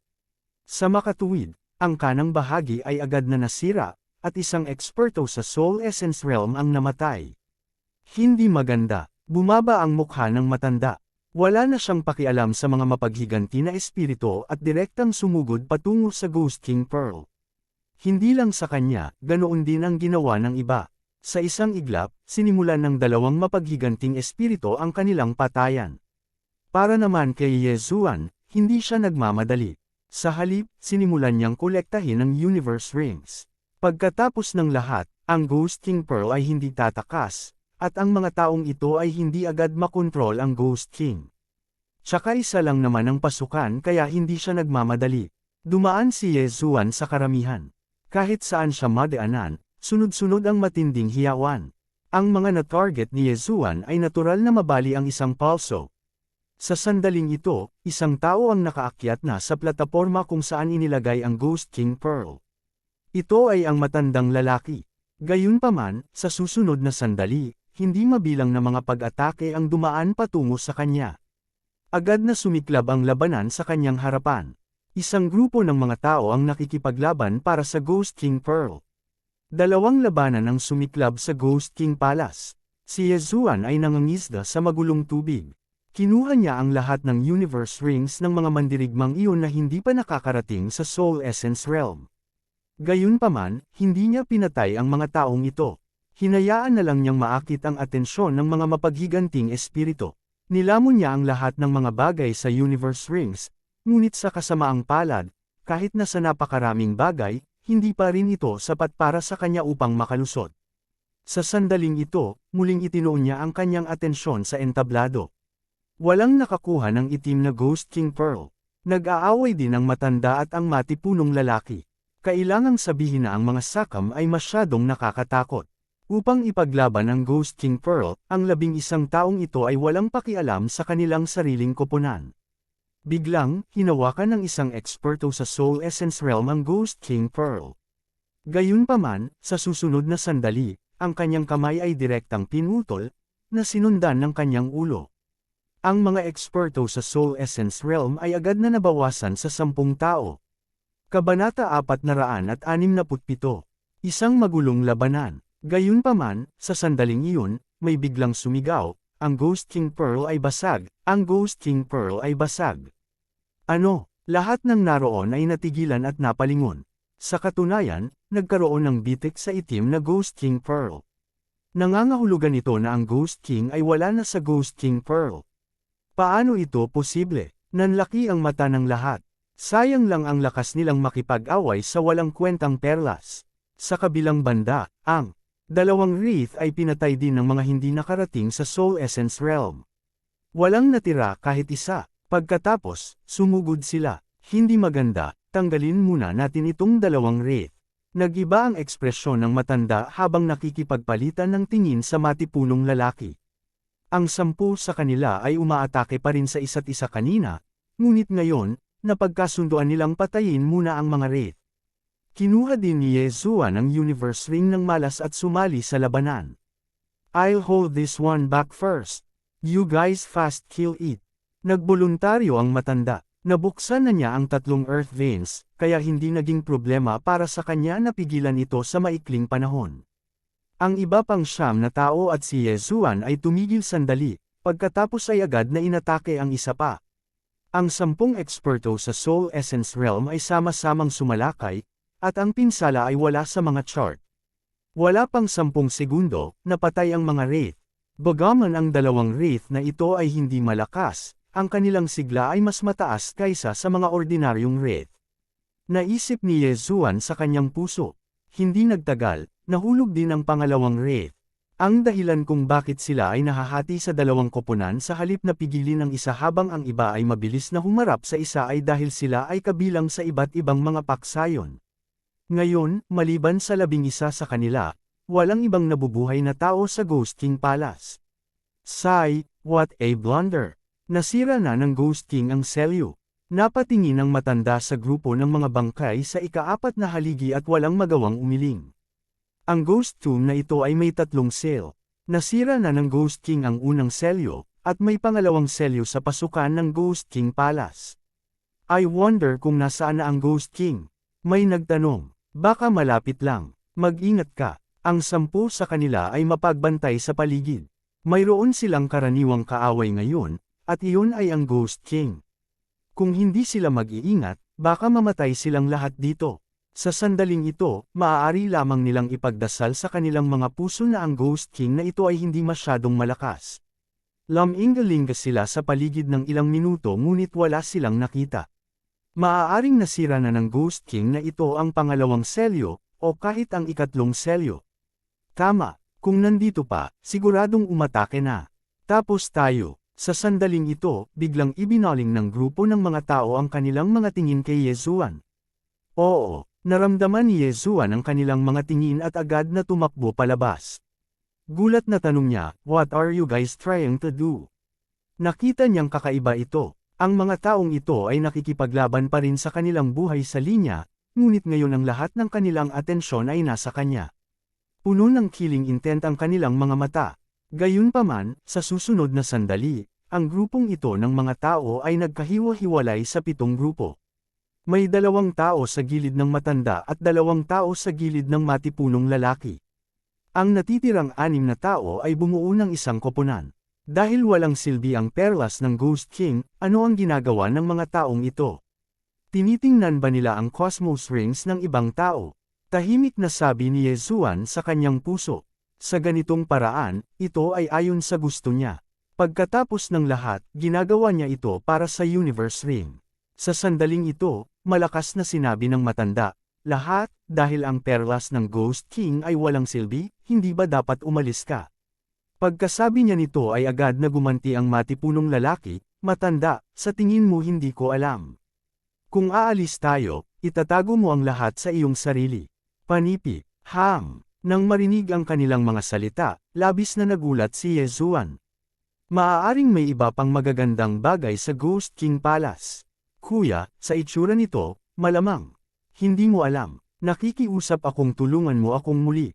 Pagkatapos nito, siguradong gagantimpalaan kita ng napakaganda. Sinubukan siyang lubidin muli ng matanda. Ito ay dahil nakikita niya na si Yezuan ay mas malakas kaysa sa iba. Tingin mo bobo ako, ngumisi si Yezuan. Sa katunayan, wala siyang alam. Nagdadrama lang siya. So narinig mo. Kinaikit ng matanda ang kanyang mga mata. Akala niya noong una ay dumadaan lang si Yezuan tulad ng sinabi niya. Hindi niya inaasahan na malalaman ni Yezuan. Matanda, hindi pa natin nahahanap ang gamit. Mag-aaway ba tayo? Tanong ng isang eksperto sa Soul Essence Realm. Sige, kung ganun, hanapin muna natin yung item. Tumango ang matanda. Oo naman, may iba pang mga bagay sa Ghost King Palace na mas mahalaga kaysa sa Ghost King's Pearl. Nagliwanag ang mga mata ni Yezuan. Dati, ang nasa katanghaliang gulang na lalaki mula sa Poison King Sect ay nagsasalita lamang tungkol sa Ghost King's Pearl. Gayunpaman, ang mga ekspertong ito mula sa ibang mga teritoryo ay higit na nakakaalam. Ito ay medyo hindi maisip. Sige, umasa tayo sa sarili nating kakayahan. Pumayag din ang matipunong lalaki. Sa sandaling ito, sila ay naghiwa-hiwalay sa isang hubog, naghahanap ng isang bagay sa Ghost King Palace. Si Yezuan ay sinunod din ng kanilang halimbawa at naglibot sa Ghost King Palace. Gayunpaman, hindi niya alam kung ano ang hinahanap ng mga taong ito. Ang 11 sa kanila ay naglibot sa Ghost King Palace. Kasabay nito, inoobserbahan din nila ang iba kung may nakita sila. Sa sandaling ito, biglang may sumigaw. Lumingon ang lahat at nakita na ang ulo ng isang eksperto sa Soul Essence Realm ay pinutol. At ang pumutol sa kanyang ulo ay ang matandang iyon. Nahanap na, naisip ng lahat sa kanilang mga puso. Ang kapaligiran sa Ghost King Palace ay agad na naging mapang-api. Kaagad pagkatapos, sumiklab muli ang labanan. Brat, matagal na akong naiinis sa'yo. Go to hell. Isang eksperto sa Soul Essence Realm ang sumigaw at sumugod kay Yezuan. Nililigawan mo si kamatayan. Ang mga mata ni Yezuan ay naglabas ng dalawang sinag ng liwanag habang diretsyo niyang pinaandar ang Beast King Rampage. Bagamat hindi masyadong kapaki-pakinabang ang kapangyarihan sa Soul Essence Realm, kapaki-pakinabang pa rin ito upang madagdagan ang lakas ng isang tao. Bagamat ang ekspertong ito ng Soul Essence Realm ay nagbukas lamang ng isang Earth Vein, sinusubukan na niyang buksan ang pangalawa. Hindi naman masama ang kanyang lakas. Sa kasamaang palad, nakatagpo niya si Yezuan. Nakatagong Dragon Sword Art, nakatagong Dragon Thrust. Isang malamig na kinang ang pumasok sa ulo ng eksperto sa Soul Essence Realm, na agad siyang pinatay. Hindi niya akalain na ang Hidden Dragon Sword Art ni Yezuan ay umabot na sa 70% mastery. Bagamat pareho silang nagbukas ng isang Earth Vein, ang lakas ni Yezuan ay hindi niya maihahambing. Malamig na sumingot si Yezuan at lumapit para kunin ang Universe Ring.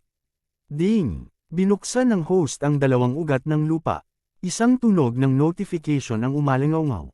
Sa Soul Essence Realm, sa tuwing magbubukas ang isang tao ng Earth Vein, mas maraming Yuan-Chi ang magagamit nila. Sa pagkakataong ito, ang lakas ni Yezuan ay nagkaroon ng malaking lukso. Pagkatapos niyang patayin ang taong ito, lumingon siya at nakitang nagsimula ng makipaglaban si Gio sa kabilang panig. Ang matandang iyon ay naging target na ng lahat at inaatake ng isang grupo ng mga tao. Hindi, wala sa akin ang binhi ng Bloodline. Kabanata 468. Lahat sila nahulog. Sa sandaling ito, hindi kasama si Yezuan, 9 na tao na lang ang natitira sa Ghost King Palace. Ang matanda ay may kasama, kaya ang dalawa sa kanila ay nagtatanggol laban sa mga pag-atake ng iba pang 7 tao. Kahit na ang matanda ay isang eksperto sa 3 Earth Veins, hindi niya kayang tiisin ang ganoong paghihirap. Gayunpaman, inihayag niya ang sikreto ng Ghost King Palace. Bloodline Seed. Nang marinig ito ni Yezuan, medyo nagulat siya. May Bloodline Seed pala sa Ghost King Palace. Malamang na naiwan ito ng may-ari ng Ghost Tomb. No wonder. This Bloodline Seed should be a heaven-level martial art. Siguradong mas mahalaga ito kaysa sa Ghost King Pearl. Nagliwanag ang mga mata ni Yezuan. Sa ngayon, nag-aaral siya ng upper-level heaven-level martial art. Ang heaven-level martial arts ay maaari lamang matutunan ng mga nasa spirit realm. Kahit hindi niya magamit, kaya niya pa rin itong kunin.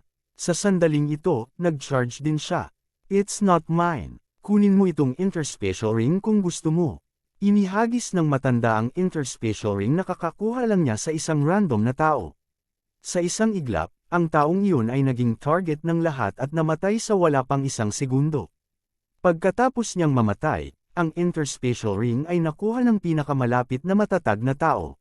Sinuri ito ng matipunong lalaki, at sigurado, walang bloodline seed sa interspatial ring. Sa sandaling ito, sa wakas ay naunawaan niya na ang matanda ay preemptive. Binalak niyang patayin ang lahat bago hanapin ang binhi ng bloodline. Matanda, magtulungan tayo para patayin sila. Sigaw ng matipunong lalaki. Okay, tumango ang matanda. Pareho na silang nakabukas ng 3 Earth Veins. Bilang karagdagan, mayroong isang eksperto na may 2 Earth Veins sa bawat panig. Sa pagtutulungan nilang 4, sapat na para patayin ang lahat. Sa natitirang 4 na tao, ang isa sa kanila ay nagbukas lamang ng isang Earth Vein. Hindi nila napigilan ang matipunong lalaki at ang matanda. Gayunpaman, mayroong isang eksperto sa soul refinement stage na nagbukas ng 2 earth veins na nakatarget kay Yezuan. Hindi mo talaga alam kung ano ang makakabuti para sa iyo. Hindi mo ba nakita kung paano ko agad napatay ang taong iyon? Ngumisi si Yezuan sa kanyang puso. Agad na tumaas ang kanyang bilis. Asher Dragon Step sa 70% Mastery. Nakatagong Dragon Sword Art sa 70% Mastery. Sword Saint Bloodline. Beast King Bloodline. Sapat na ang mga ito para hamunin ni Yezuan ang mga nasa soul refinement stage. Swish! Ang bilis ni Yezuan ay sumabog sa sukdulan nang siya ay agad na dumating sa tabi ng bulag na Essence Soul Realm martial artist at sinaksak gamit ang kanyang espada. Gotcha! Direktang tinusok ang ulo ng martial artist na ito. Hindi man lang ginamit ni Yezuan ang Hidden Dragon Sword technique. Pagkatapos ng kanyang kamatayan, ang kanyang interspatial ring ay agad na nahulog sa mga kamay ni Yezuan. Medyo tumaas din ang lakas ni Yezuan dahil dito. Sa mga taong ito, ang pinakamataas na kaharian sa kanila ay nagbukas lamang ng 3 ugat ng lupa, kaya ang kanilang mga natamo sa Tian class martial arts ay hindi mataas. Tanging ang matanda at ang matipunong lalaki lamang ang nakaabot sa 40% na natapos, habang si Yezuan ay isang hakbang na lang mula sa 100% na natapos. Ito ang pagkakaiba sa pagitan nila. Habang pinapatay ni Yezuan ang cultivator na ito, pinapatay din ng matipunong lalaki ang iba. 4 na tao na lang ang natitira sa Ghost King Palace. Nang lumingon ang matipunong lalaki, nakita niya na ang kanyang kasama ay pinatay ni Yezuan. Agad siyang umungol, "How dare you kill him? Hindi lang ako naglakas loob na patayin siya, naglakas loob din akong patayin ka." Malamig na sigaw ni Yezuan at biglang sumulong. Bagamat nakabukas pa lamang siya ng 2 ugat sa lupa, tiyak na nalampasan niya ang lakas ng matipunong lalaki na nagbukas ng 3 ugat ng lupa. Sa isang iglap, nagpalitan ng suntok. Ang dalawa, gayunpaman, nang sila ay magkadikit, ang matipunong lalaki ay napilitang umatras mula sa epekto. Sa isang round lang, napagdesisyonan na ang kinalabasan. Sa ikalawang round, direktang ginamit ni Yezuan ang kanyang pamatay na hakbang. Nakatagong Dragon Sword Art, nakatagong Dragon Stab. Ang mga mata ni Yezuan ay kumislap habang ang mahabang espada sa kanyang kamay ay tumusok na parang kidlat. Ang malamig na kinang mula sa dulo ng espada ay agad na pumasok sa glabela ng matipunong lalaki. Ang matipunong lalaki, isang eksperto sa soul refinement stage na nagbukas ng 3 ugat ng lupa, ay nahulog ng ganoon. Si Yezuan ay tumangay at nilamon ang kanyang interspatial ring. Kaunti na lang. Ang mga bagay na ito ay hindi sapat para mabuksan niya ang 3 ugat ng lupa. Sa makatuwid, itinuon ni Yezuan ang kanyang atensyon sa matandang lalaki at sa isa pang nasa katanghaliang gulang na lalaki. Dahil may kakayahan si Yezuan na patayin ang matipunong lalaki, natural siyang nagbabanta sa kanila. "Little brother, walang awayan sa pagitan natin. Let's stop here." Tumingin ang matandang lalaki kay Yezuan at biglang nakaramdam ng pag-aalala. Pakiramdam niya, kahit magsanib puwersa silang dalawa, hindi pa rin sila kalaban ni Yezuan. "Ibigay mo ang iyong interspatial rings at may iligtas ko ang iyong buhay." Malamig na sabi ni Yezuan. Matapos marinig ito ng matanda, nakipagpalitan siya ng tingin sa nasa katabi niyang medyo may edad na at galit na sumigaw, "Huwag kang masyadong gaaman sa buhay. Kuya, huwag kang masyadong gaaman. Kung ganoon, ako na lang ang gagawa." Pagdating ng panahon, hindi na ako magpapakita ng awa. Kinaikit ni Yezuan ang kanyang mga mata. Saglit na nag-alinlangan ang matanda, kung gayon ang matandang ito ay gustong makita kung ano ang sasabihin mo sa mga ganyang salita. Agad namang lumabas ang dalawa. Sa ngayon, silang 3 na lang ang natitira sa Ghost King Hall. Hanggat pinatay nila si Yezuan, magiging kanila ang maalamat na binhi ng bloodline. Mamatay ka na."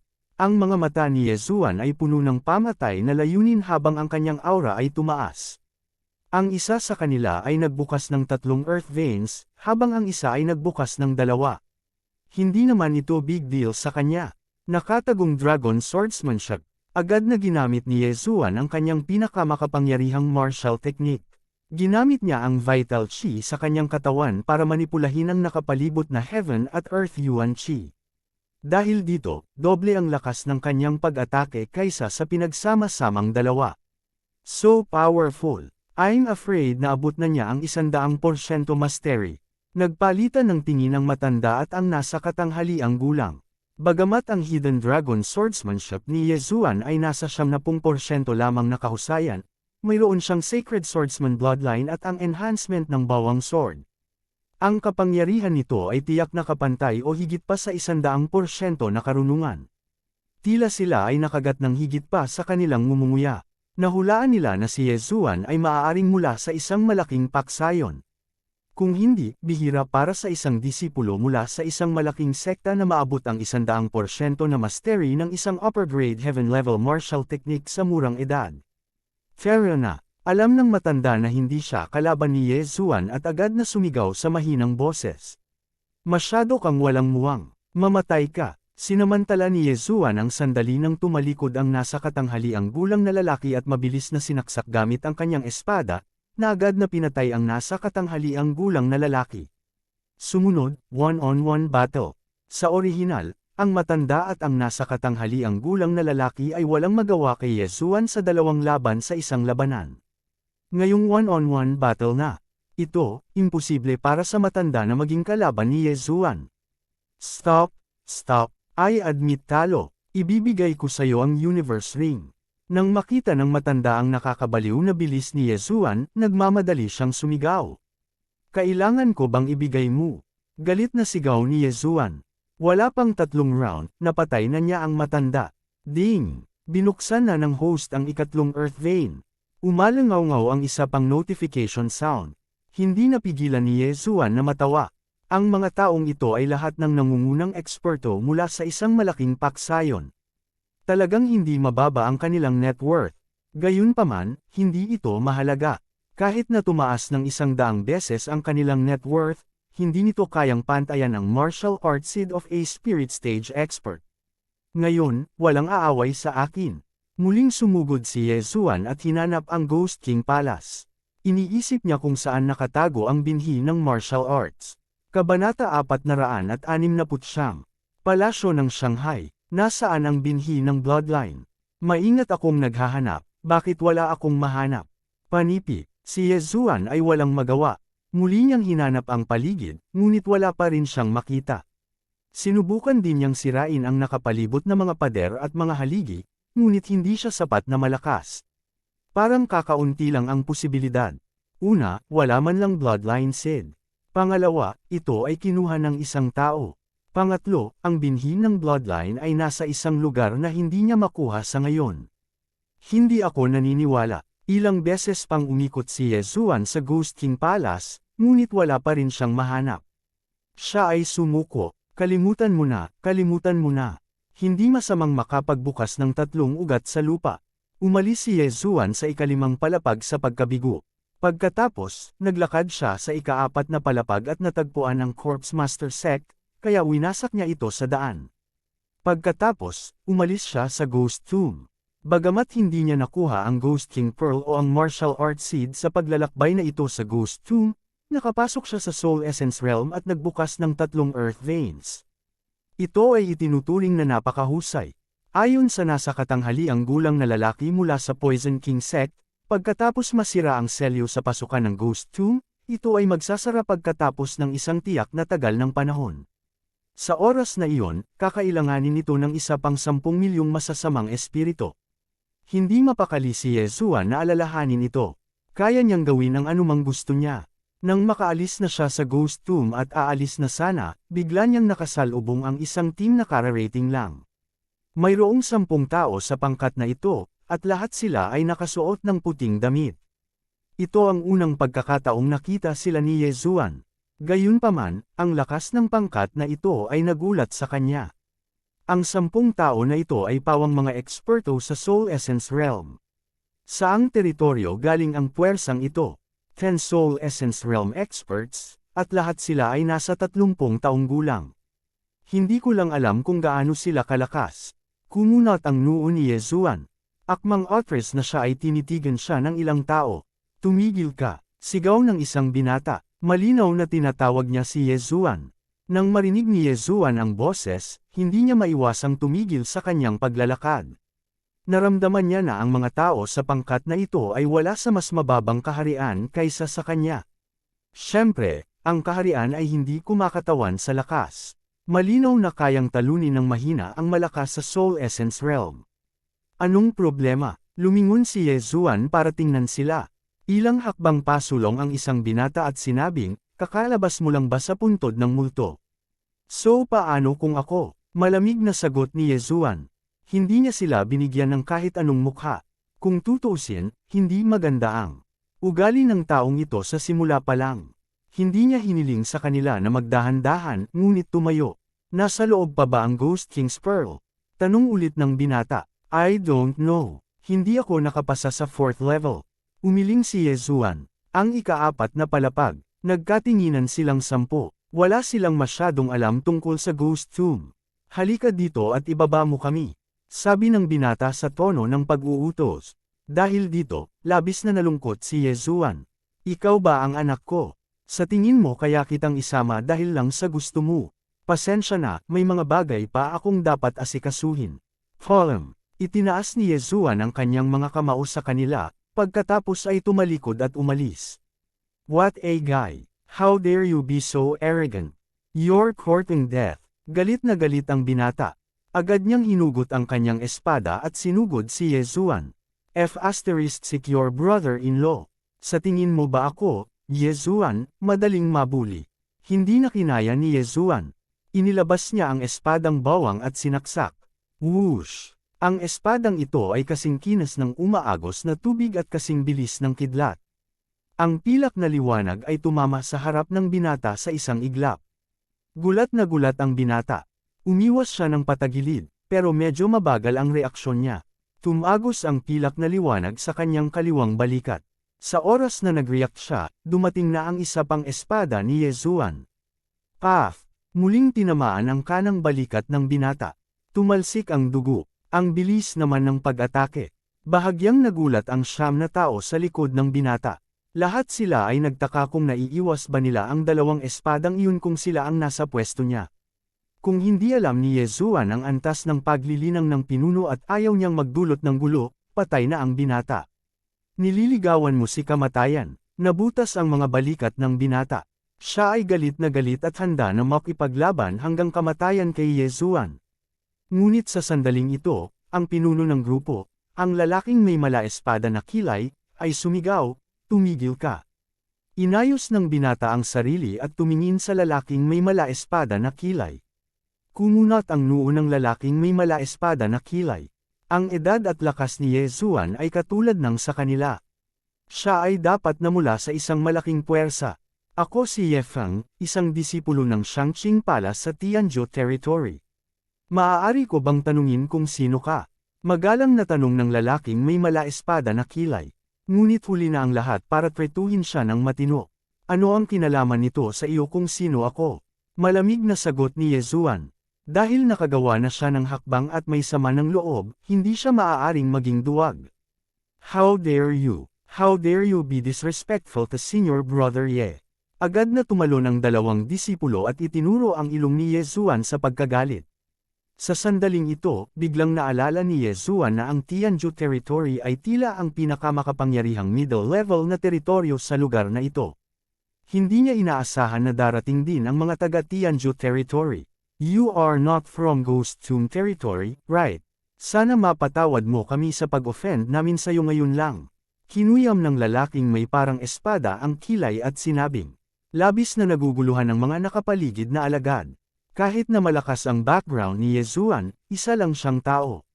Bukod dito, nasugatan ni Yezuan ang kanilang junior brother, ngunit ang lalaking may mala espada na mga kilay ay kailangan pa ring magalang na batiin siya. Ano ang nangyayari? Alam ng mga alagad na ito ang mga ugali ng lalaking may mala espada na kilay. Kung ito ay sa nakaraan, matagal na niyang pinatay si Yezuan. Falem. Ayaw ni Yezuan na makipag-usap sa kanila nang walang kaparirikan. Pagkasabi niya noon tumalikod na siya at umalis. Sa pagkakataong ito, hindi na nakatiis ang lalaking may mala espada na kilay at galit na sumigaw, tumigil ka. Sup, pinakita mo talaga ang totoong kulay mo. Ngumisi si Yezuan at tumalikod. Alam niyang iniisip siya ng lalaking may mala-espada na kilay. Ang grupong ito ng mga tao ay malinaw na may lakas na direktang pumasok sa Ghost Tomb, ngunit pinilit nilang hayaan siyang manguna sa kanila. Dapat may malansa, hindi dapat sabihin na kakaiba ang lalaking may mala-espada na kilay. Anong gusto mo? Tanong ni Yezuan. Ang lalaking may mala-espada na kilay ay huminto at sinabi, ang iyong katawan ay kontaminado ng labis na masamang aura. Siguradong mayroong isang bagay na lubhang masama sa iyong interspatial ring. Ibigay ang iyong interspatial ring. Nagtaas ng kilay si Yezuan at sinabing, kalokohan. Nanatili ako sa Ghost Tomb ng ilang buwan. Paanong walang masamang aura sa akin?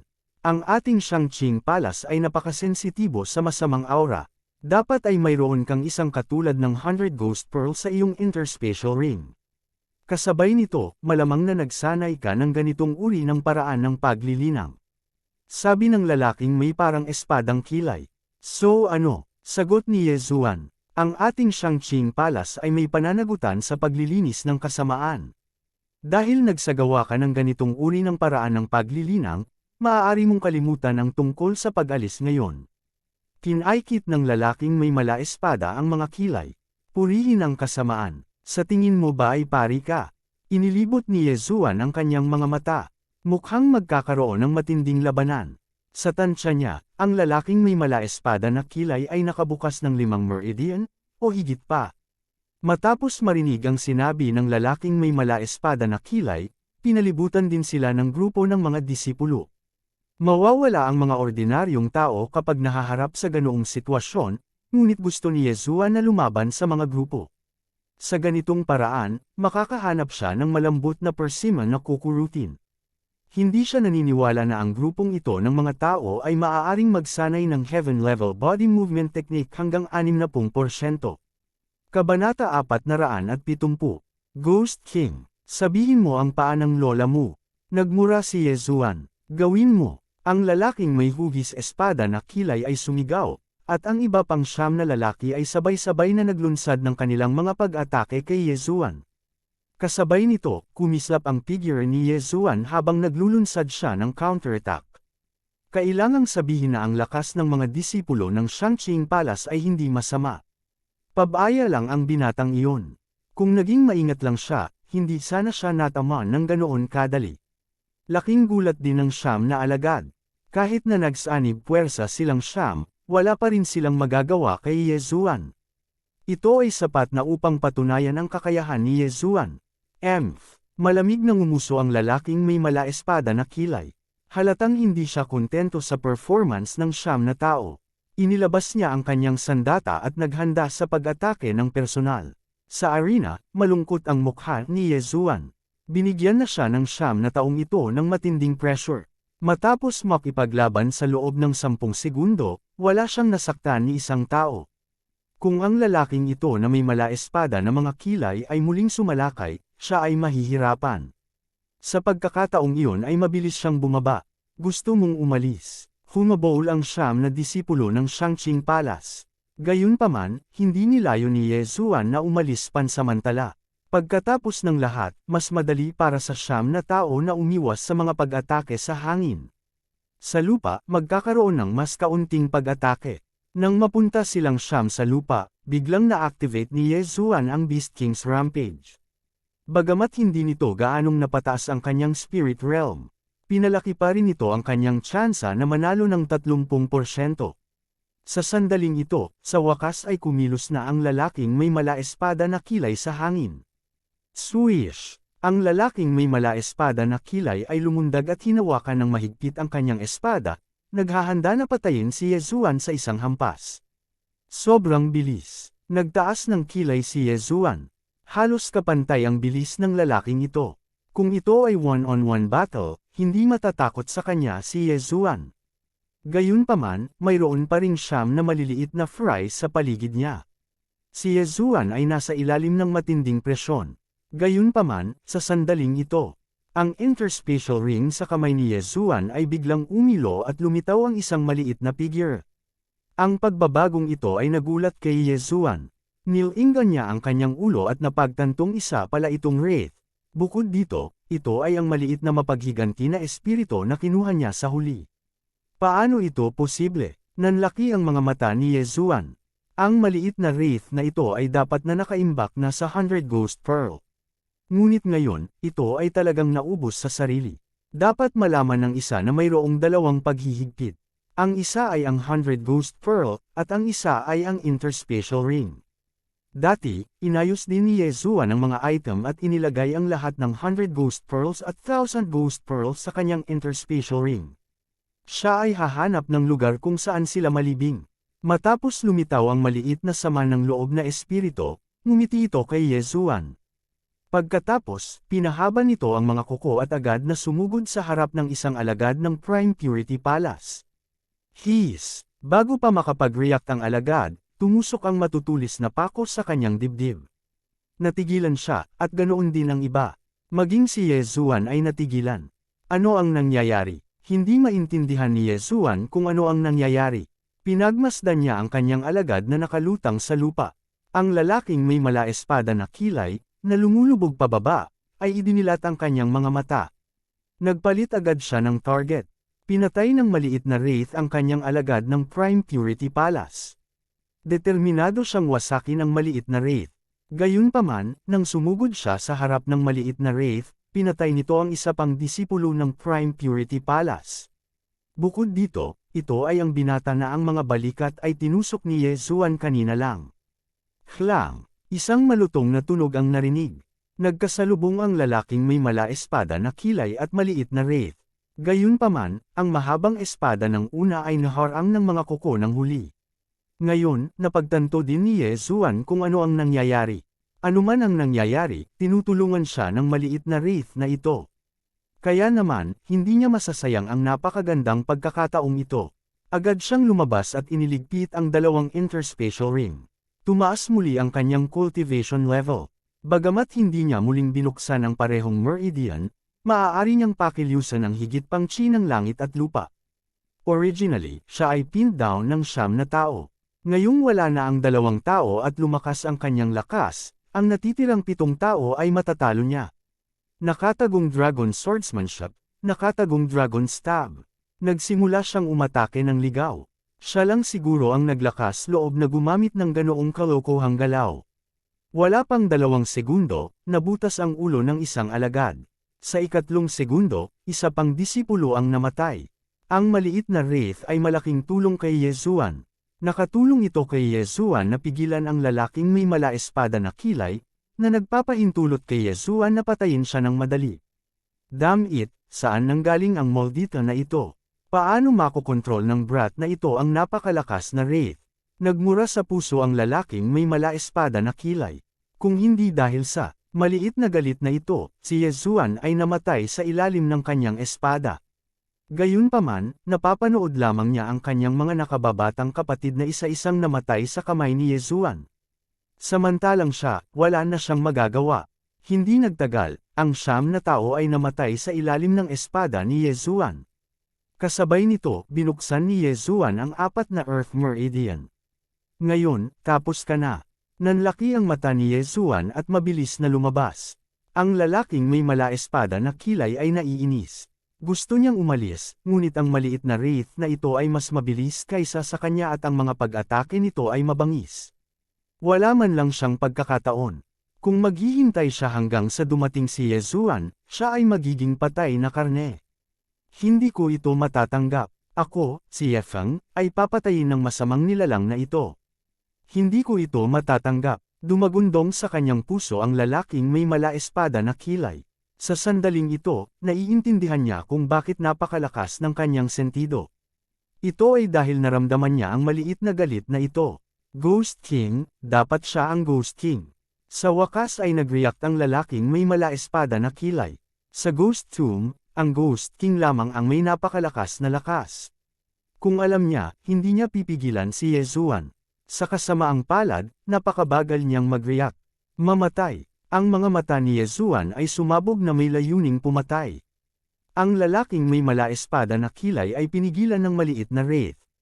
Ngayong sumali na siya, naging one-sided affair agad ang sitwasyon. Makalipas ang 3 segundo, may lumabas na madugong butas sa pagitan ng mga kilay ng lalaki. Ang espada ni Yezuan ay tumagos sa kanya. Patay. Phew, patay na siya sa wakas. Nakahinga ng maluwag si Yezuan. Kung talagang kailangan niyang harapin ang 10 taong ito mula sa Shangqing Palace, wala siyang magagawa kundi tumakas. Kailangan niyang maubos ang mga ito para makatakas. Gayunpaman, hindi niya inaasahan na magkakaroon siya ng katulong. Ang lalaking may mala espada na kilay ay nakabukas na ng 6 na ugat sa lupa. Kahanga-hanga ang kanyang lakas, ngunit naputol ang kanyang ulo. Matapos mamatay ang lalaking may mala espada na kilay, mabilis na kinuha ni Yezuan ang kanyang interspatial ring at walang umpay na kinain ito. Pagkatapos, ibinaling niya ang atensyon sa maliit na wraith sa malapit. Ikaw ang Ghost King, tama. Naunawaan ni Yezuan at nagtanong. Binawi ng maliit na wraith ang kanyang mga kuko at tumango. Sinong mag-aakala na ang Ghost King ay isang maliit na babae? Kahit na hindi niya alam kung siya ay dati, siya ay ngayon. Binara mo ang una at ikalawang selyo, ngunit hindi mo masisira ang pangatlong selyo. Kaya hiniling mo sa akin na ipasok ka at ilabas ka sa Ghost Tomb. Tanong muli ni Yezuan. Muling tumango ang maliit na wraith. Sa katunayan, ginamit niya si Yezuan dahil hindi niya masira ang ikatlong selyo ng Ghost Tomb. Nagkatinginan si Yezuan at ang maliit na wraith sa isa't isa. Ang dating ay nasa bingit na ng pagkasira. Kanina lang niya ipinaglaban ang Ghost King's Pearl, pero hindi niya alam na kinuha na pala niya ang Ghost King. Talagang wala siyang magawa. Ang Ghost Tomb ay ang lugar kung saan tinatakan ang Ghost King. Ang Poison King sect ay nawasak upang maprotektahan ang Ghost Tomb.